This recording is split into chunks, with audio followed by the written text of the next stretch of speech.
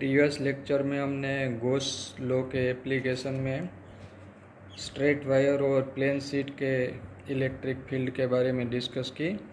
आज हम पहले थिन स्फेरिकल सेल यानी कि ऐसा स्फीयर जो होलो है, इनर साइड से होलो है, ऐसे स्फीयर को सेल कहा जाता है। Thin spherical shell, inner side से होलो, ऐसे स्फेरिकल सेल के इलेक्ट्रिक फील्ड की पहले डिस्कस करेंगे और बाद में सॉलिड स्फीयर के इलेक्ट्रिक फील्ड के बारे में डिस्कस करेंगे। पहले जान लेते हैं field due to a uniformly charged thin spherical shell.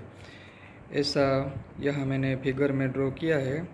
ऐसा एक स्फीयर है जो कि रेडियस r है। ये ऐसा एक थिन स्फेरिकल सेल है और ये यूनिफॉर्मली चार्ज है, यानी कि ये सेल की जो सरफेस है, ये सभी सरफेस उन पर यूनिफॉर्मली चार्ज डिस्ट्रीब्यूटेड किया है। और हम मान लेते हैं कि इनकी सरफेस चार्ज डेंसिटी सिग्मा है, यानी कि सिग्मा इज इक्वल टू होगा q N close upon surface area.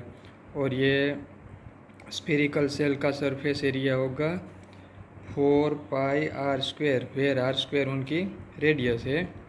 यानी कि ये हमें गॉस के लॉ के एप्लीकेशन में यूज करेंगे ये रिजल्ट का, यानी कि क्यू एन क्लोज मैं यहाँ लिख देता हूँ। Q enclose is equal to होगा sigma into 4 pi r square. ये जो हमने यहाँ सेल कंसीडर किया है, ये सेल में किसी भी पॉइंट पर, यानी कि ये सेल की सरफेस पर हो, इनर साइड हो या आउटर साइड हो, किसी भी पॉइंट के लिए ये जो पॉइंट है, ये पॉइंट पर हम स्फेरिकल सिमेट्री कंसीडर कर गॉसियन सरफेस ड्रॉ कर सकते हैं। और ये स्फेरिकल सिमेट्री वाले किसी भी पॉइंट पर हमें जो फील्ड मिलेगा, ये अगर सिग्मा पॉजिटिव चार्ज होगा, सिग्मा ग्रेटर देन 0, तो ऐसे केस में ये फील्ड रेडियली आउटवर्ड होगा।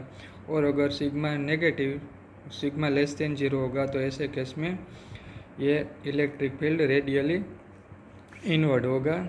हम पहले r ग्रेटर देन और इक्वल टू r के केस की डिस्कस करते हैं, यानी कि हम एक ऐसा पॉइंट कंसीडर करते हैं जो फील्ड के जो सेल के आउटसाइड है या एग्जैक्ट उनकी सरफेस पर हो तो भी चलेगा या आउटसाइड हो तो भी चलेगा।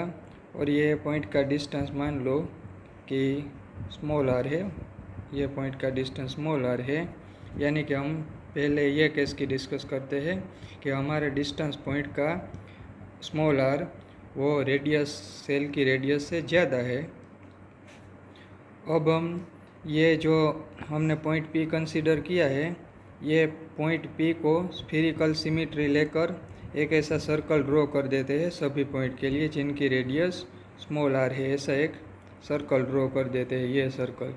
ये सर्कल पर जो सभी पॉइंट होंगे, ये सर्कल पर जो सभी पॉइंट होंगे, ये सभी पॉइंट की रेडियस r होगी।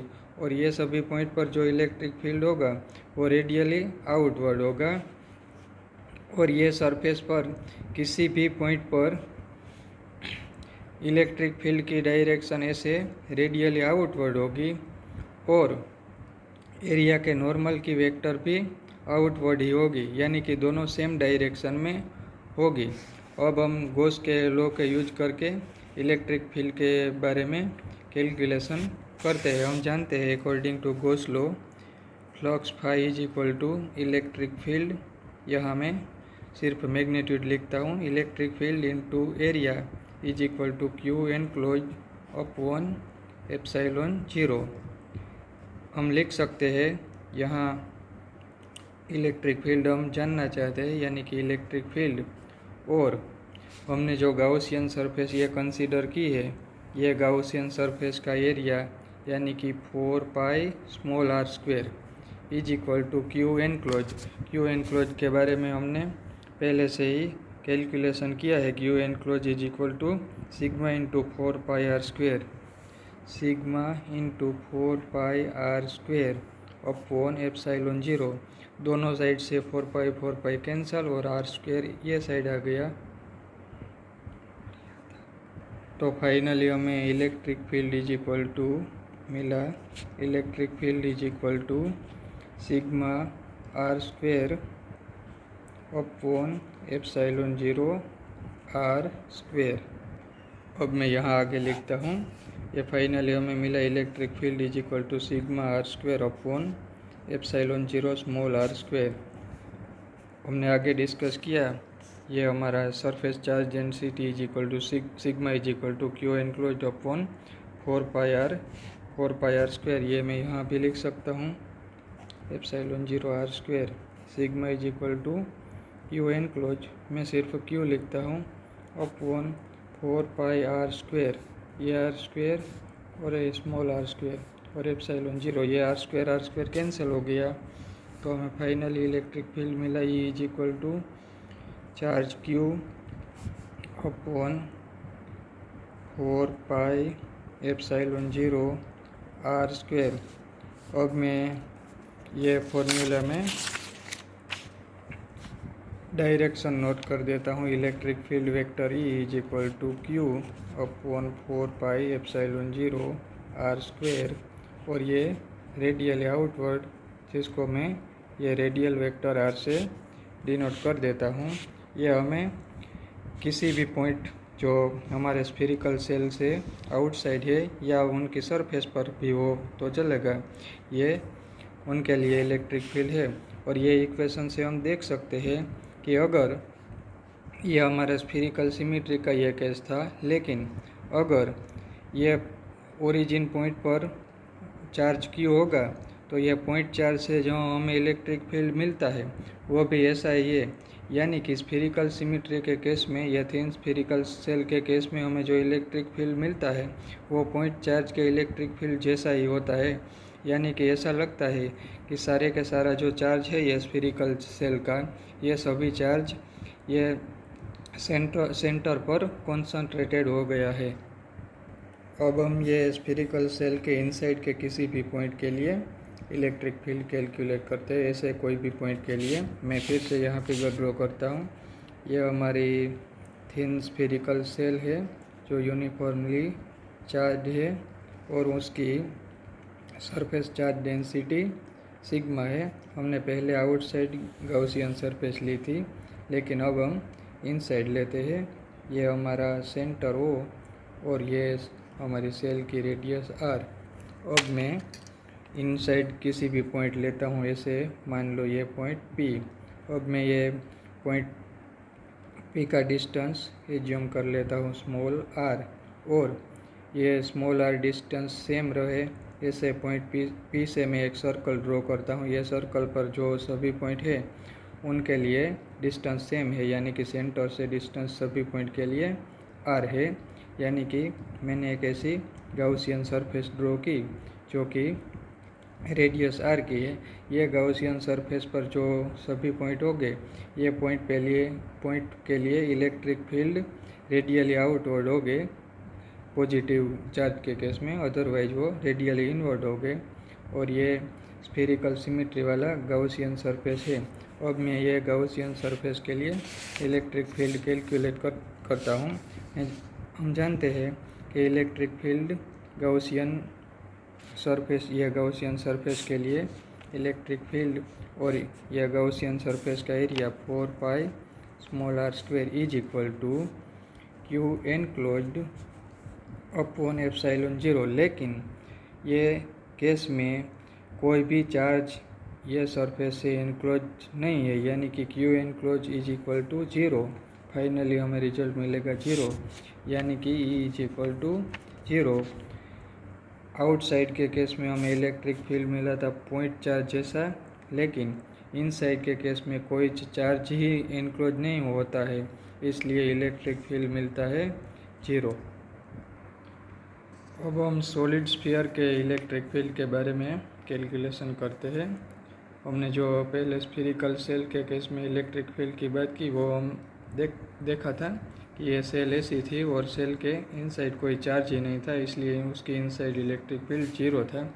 यहाँ मैंने सॉलिड स्फीयर इसलिए लिखा है ताकि हमें ज्ञात रहे कि यह हमारा स्फीयर जो है वो इनसाइड से होलो नहीं है, यानी कि उनके थ्रू आउट टोटल बॉडी में यूनिफॉर्म चार्ज डिस्ट्रीब्यूटेड है। ऐसा मान लेते हैं हम, एक स्फीयर है, ऐसे स्फीयर है और ये स्फीयर का सेंटर O है और उनकी रेडियस R है और ये स्फीयर की टोटल थ्रू आउट बॉडी ये सॉलिड स्फीयर है और इनकी थ्रू आउट बॉडी में ऐसे मान लेते हैं ये पॉजिटिव चार्ज डिस्ट्रीब्यूटेड है। और ये जो स्फीयर है उनकी वॉल्यूम चार्ज डेंसिटी उसको हम रो बोलेंगे, ये रो है, रो इज इक्वल टू ये टोटल चार्ज उसको हम बोल देते हैं Q अपॉन उनका वॉल्यूम, यानी कि हमें सरफेस चार्ज डेंसिटी में चार्ज अपॉन सरफेस एरिया लेते थे, लेकिन हमें डेफिनेशन से मालूम है volume charge density means charge upon volume. ये जो स्फीयर है उसका वॉल्यूम होगा 4/3 पाई r क्यूब, यहाँ r उनकी रेडियस है। ये डेफिनेशन से हम लिख सकते हैं Q इज इक्वल टू होगा volume charge density rho into 4/3 पाई r क्यूब, ये होगा चार्ज। ये हमें गॉस के लॉ के एप्लीकेशन में ये रिजल्ट अप्लाई करेंगे। अब हम पहले आउटसाइड के किसी भी पॉइंट पर इलेक्ट्रिक फील्ड ज्ञात करते हैं। ये हमारा स्फीयर है, उनकी रेडियस है R, ये थ्रू आउट यूनिफॉर्मली चार्ज है, उसकी वॉल्यूम चार्ज डेंसिटी रो है, इसकी हमने डिस्कस कर ली। इसके किसी भी आउटसाइड के पॉइंट यहाँ हम पॉइंट P कंसीडर करते हैं और ये पॉइंट P का जो डिस्टेंस है ये रेडियल डिस्टेंस, उसको हम स्मॉल r बोल देते हैं। और अब हम स्फीरिकल सिमेट्री लेकर ये पॉइंट P से एक ऐसा सर्कल ड्रॉ करते हैं जिन पर सभी ये पॉइंट के लिए डिस्टेंस इक्वल है। यहाँ में रफली फिगर ड्रॉ करने की कोशिश करते हैं। ये सभी पॉइंट के लिए डिस्टेंस r इक्वल है, यानी कि ये सभी पॉइंट पर जो इलेक्ट्रिक फील्ड होगा वो सेम ही होगा, क्योंकि इलेक्ट्रिक फील्ड यहाँ सिर्फ रेडियल डिस्टेंस पर डिपेंड करता है। और ये जो हमने गाउसियन सरफेस कंसीडर की है उन पर इलेक्ट्रिक फील्ड सेम ही होगा। और ये पॉजिटिव चार्ज है तो electric field radially outward direction में ही होगा, यानी कि इलेक्ट्रिक फील्ड की डायरेक्शन और ये हमारे रेडियल वेक्टर की डायरेक्शन सेम ही होगी, यानी कि डॉट प्रोडक्ट में I डॉट या I ये 1 ही होगा। इसलिए हम डायरेक्ट उसका मैग्नीट्यूड लिखते हैं electric field into surface area. हम डेफिनेशन से हम पहले गॉस के लॉ लिख लेते हैं, phi is equal to E into S is equal to Q enclosed upon epsilon 0। यहाँ जो S है वो सरफेस एरिया है। खास बात, क्योंकि हमने जो वॉल्यूम चार्ज डेंसिटी की डेफिनेशन में यहाँ जो लिखा वो वॉल्यूम लिखा और ये वॉल्यूम है ये सॉलिड स्फीयर का, लेकिन गॉस के लॉ में जो यहाँ S आता है वो सरफेस एरिया आता है और वो सरफेस एरिया है गाउसियन सरफेस का, यानी कि हमने जो सरफेस कंसीडर की है, यानी कि हमने जो ये आउटसाइड पॉइंट लिया और यहाँ जो सरफेस कंसीडर की ये हमारे लिए गाउसियन सरफेस है। और यहाँ जो S है वो गाउसियन सरफेस का एरिया आएगा, यानी कि इलेक्ट्रिक फील्ड इनटू ये सरफेस एरिया, यानी कि हमारी ये गाउसियन सरफेस का एरिया, यानी कि 4 पाई r², ये स्मॉल r ये सरफेस की रेडियस इज इक्वल टू होगा Q एनक्लोज्ड अपॉन एप्सिलॉन 0। हमें पहले से मालूम है Q एनक्लोज्ड यानी कि ये आउटसाइड के किसी भी सर्कल के लिए ये टोटल चार्ज एनक्लोज है, यानी कि Q enclosed is equal to होगा रो इंटू 4/3 पाई r²। दोनों साइड से 4 पाई कैंसल हो गई है, तो फाइनली हमें electric field is equal to मिला कैपिटल R³ अपॉन, यहाँ मैं एप्सिलॉन 0 लिखना भूल गया था, एप्सिलॉन 0 r²। यह मैं डायरेक्शन भी लिख देता हूँ, electric field vector E is equal to R³ upon epsilon 0 r²। और इनकी डायरेक्शन है रेडियली आउटवर्ड, यानी कि यूनिट वेक्टर आर कैप, जो ये हमारा आउटवर्ड रेडियल वेक्टर है ये डायरेक्शन में। और हम ये फॉर्मूला से देख सकते हैं कि हमें जो इलेक्ट्रिक फील्ड मिला है वो 1/r² के प्रोपोर्शन में है। ये आउटसाइड के किसी भी पॉइंट के लिए इलेक्ट्रिक फील्ड था, यानी कि हमारा केस था r r का। लेकिन अगर हम सरफेस के किसी भी पॉइंट, ये सॉलिड स्फीयर के सरफेस के किसी भी पॉइंट के लिए बात करेंगे तो ऐसे केस में r = r होगा, यानी कि हमारा पॉइंट की रेडियस ये स्फीयर की रेडियस के इक्वल ही होगी। तो ऐसे केस में हमें इलेक्ट्रिक फील्ड E यहाँ में अगर r² कैपिटल R² पुट कर दूँ, क्योंकि r r है, तो ऐसे केस में होगा ये r³/ε0 small r capital R cap, यानी कि फाइनली हमें इलेक्ट्रिक फील्ड मिलेगा r/ε0 R कैप। यह सॉलिड स्फीयर के सरफेस के किसी भी पॉइंट के लिए है। बाद में हम इनसाइड के किसी भी पॉइंट के इलेक्ट्रिक फील्ड कैलकुलेट करते हैं। यह हमारा स्फीयर है, इसका centre O, radius capital R, ये यूनिफॉर्म चार्ज, उसकी surface volume charge density ρ = Q/4/3πr³, R उनकी रेडियस है। अब हम इनर साइड किसी भी पॉइंट लेते हैं, मान लो ये हमने इनसाइड पॉइंट लिया। ये इनसाइड के किसी भी पॉइंट के लिए यहाँ मैं ऐसा एक सर्कल ड्रॉ कर देता हूँ जिस सभी की रेडियस स्मॉल r इक्वल है, यानी ये हमारी गाउसियन सरफेस है स्मॉल r रेडियस वाली हमारी ये गाउसियन सरफेस है, उनकी रेडियस स्मॉल r है। अब हम गॉस के लॉ अकॉर्डिंग लिख सकते हैं इलेक्ट्रिक फील्ड इनटू यह हमारी गाउसियन सरफेस का surface area 4πr² = Q enclosed/ε0। हमने पहले केस में Q enclosed में जो टोटल चार्ज था, हमने ये रिजल्ट जो डिराइव किया था, ये टोटल चार्ज ये लिख दिया था, क्योंकि आउटसाइड के किसी भी पॉइंट के लिए ये सॉलिड स्फीयर के सभी चार्ज एनक्लोज है, इसलिए हमने ये डायरेक्ट रिजल्ट लिख दिया था। लेकिन अब हमने जो इनसाइड पॉइंट लिया है उसके लिए Q एनक्लोज डिफरेंट होगा, क्योंकि अगर हमने ये गाउसियन सरफेस कंसीडर की है तो ये गाउसियन सरफेस के आउटसाइड जो भी ये चार्ज हो गए, ये सभी चार्ज इनमें नहीं आते हैं। इसलिए अब हमें ये स्फीयर की वॉल्यूम चार्ज डेंसिटी को कंसीडर करनी पड़ेगी। ये स्फीयर की वॉल्यूम चार्ज डेंसिटी तो सेम ही रहेगी, क्योंकि ये सभी charge throughout uniformly distributed है। इसलिए हमें Q एनक्लोज = हम लिखेंगे Q enclose = volume charge density into 4/3π, और अब हमारी रेडियस रहेगी स्मॉल r³। इसलिए हम फाइनली लिखेंगे electric field into 4πr² = Q enclosed/ε0 Q enclose होगा ρ × 4/3πr³/ε0।